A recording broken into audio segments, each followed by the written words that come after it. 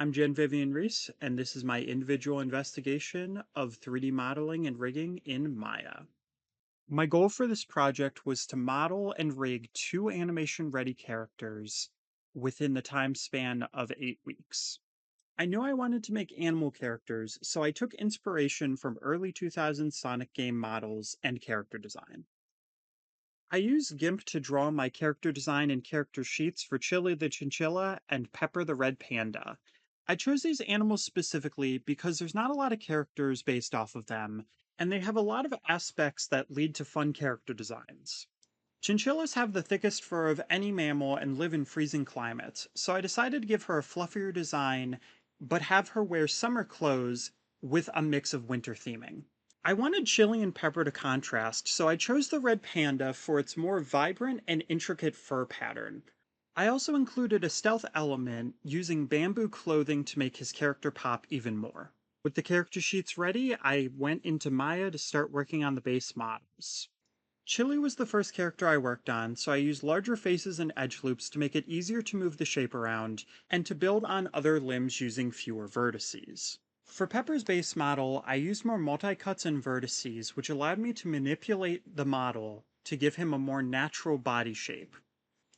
This gave me more natural and cleaner edge loops that allowed me to adjust the vertices to be able to add the arms and the legs through extruding rather than connecting a separate piece, and also making these limbs look a little bit rounder.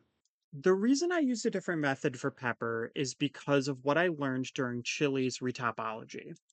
The two images at the bottom right are Chili's starting mesh.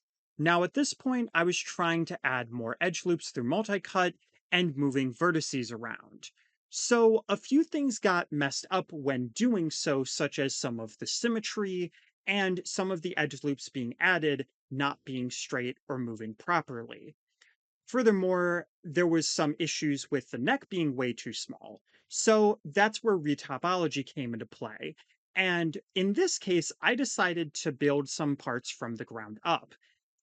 On the left are some of the images for the retopology with similar methods to what I used for Pepper. This added some more edge loops and allowed me to have more curves and subtleties, such as the creases in the shirt, having rounder arms, as well as having the neck be bigger, which allowed me to add the choker. By the time I got to Pepper, his topology was already pretty good, but the head needed a little bit more work. While the anatomy for Chili's head is closer to being an animal's, Pepper's is a lot closer to being human. So I decided to use edge loops that were closer to a human anatomy and what's seen traditionally inside of those versions of 3D models. I used QuickDraw, which allowed me to put down each point to make everything symmetrical and flow a lot better. Reworking the topology made it easier to select different edge loops and make sure that the UV map was clear and would have a clean image when I put the textures on them. Next, I imported Chili into ZBrush to add texture to her model and to her clothes.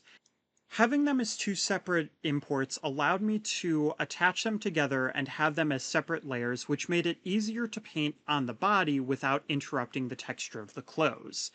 However, I did make a bit of an issue where I had the skirt and the pants on the exact same layer, so the black and the yellow kept overlapping each other.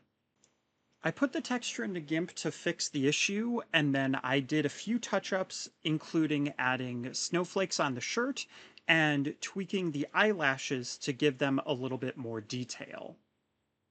While working on Pepper's textures, I decided to switch from ZBrush to Blender.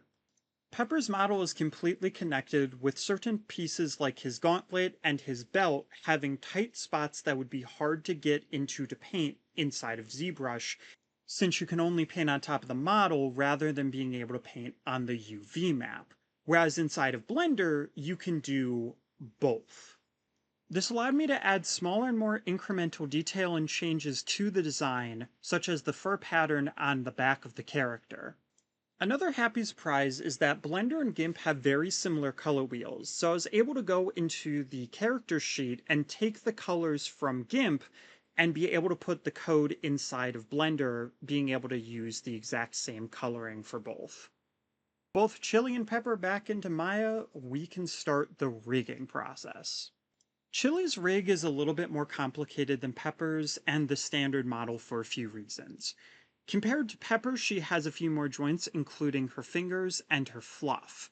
But as opposed to a normal rig, both characters also have a tail, and her head is a little bit more wonky. So I had to make sure that I included a few more joints to make sure that they controlled better. I had a little bit more time when it came to Chili's rig, so I added IK and FK rigs on her arms and her legs, as well as her shoulders, to give her a little bit more control when trying to animate. For Pepper, I stuck with a simple skeleton rig that I would be able to pose and make a render out of. By the end of the project, I wanted to test the rigs out a little bit, so I made a test pose of Chili jumping with her ears and her fluff going up, and a test pose of Pepper running with his arms out, his legs back, and his tail going up. In my individual investigation of 3D modeling and rigging inside of Maya, I've learned quite a lot. While I've used Maya quite a bit, I hadn't had the chance to make a 3D character or a rig before, and it was nice being able to find out the right way to do the workflow, figure out the right topology, retopology, and learn all about how 2D designs transfer into 3D designs.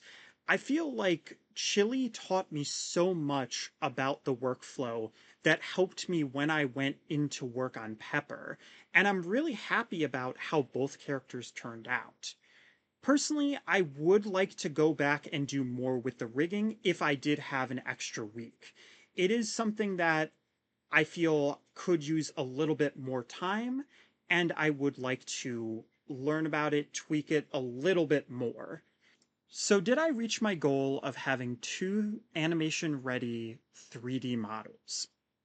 When it comes to modeling, I feel like I did reach my goal as I learned a lot of different techniques for both characters, building them up, and having a better workflow overall.